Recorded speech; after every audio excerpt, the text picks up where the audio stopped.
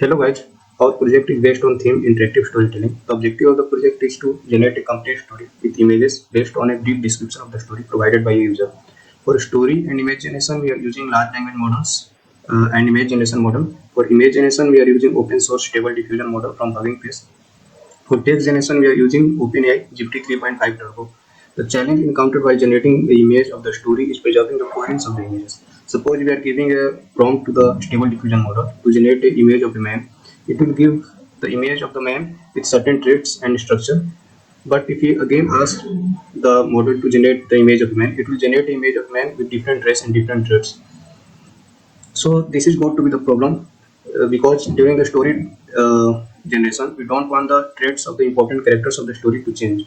To address this issue, we are using image-to-image stable diffusion model, where we will give a base image as input to the model along with prompt on how to transform the base image. The stable diffusion will use the base image and transform it according to the prompt. In this case, we can preserve the colors used in the story.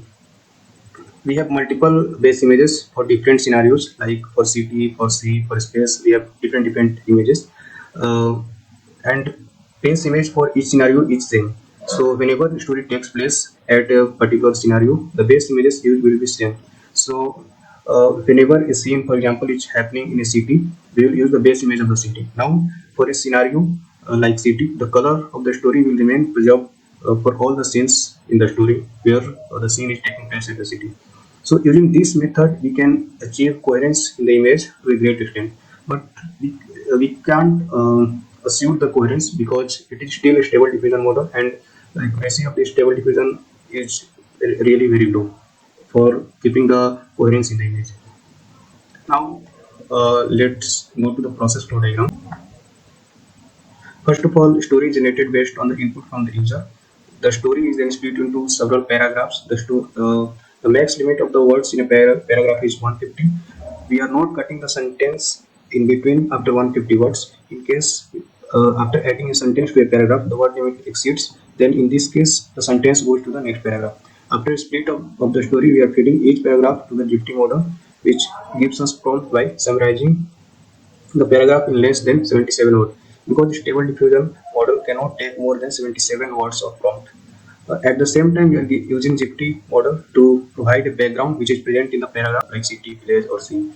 After getting the response from the GPT, we are selecting the base image according to the scenario given by the chat GPT. Finally, both summarized prompt and the base image is fed to the stable diffusion model, which gives us the transformed image for the story. Now let's quickly go through the notebook and see the code. The notebook is present in Intel Developer Cloud. Almost all the Python libraries are installed in it. Only libraries we have to install is OpenAI. So you can install it using this. Now put your OpenAI key here. So first of all, you have to generate the OpenAI key. In order to generate the OpenAI key, make your OpenAI account. Then in API key section, go to API key section. Here click on create new secret key, and there you can give the name of the key and generate your key, and copy the key here itself, because afterwards you cannot copy it. Then paste your API key here, and also make sure that the path provided by for the stable diffusion model is correct, because for my account the path is here. Now these functions are written to handle the text generation using GPT 3.5 Turbo model. This is the image to image model class. It is used to generate the images and load the stable diffusion model. This is split paragraph function. It splits the story into multiple paragraphs as described earlier. And this is actual generate story function. After running this generate story function, you will get this kind of interface, and you can write your brief description of the story here and click on generate story to generate your story. Let us give us a demo of how to generate the story.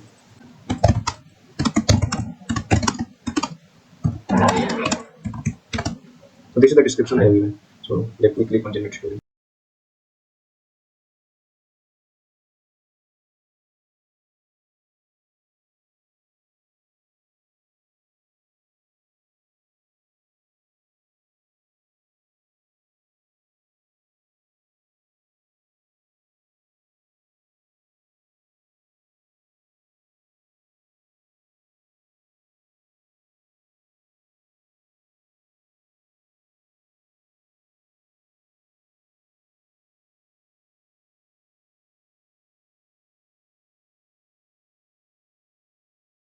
So it has generated this story, and story generation is over now.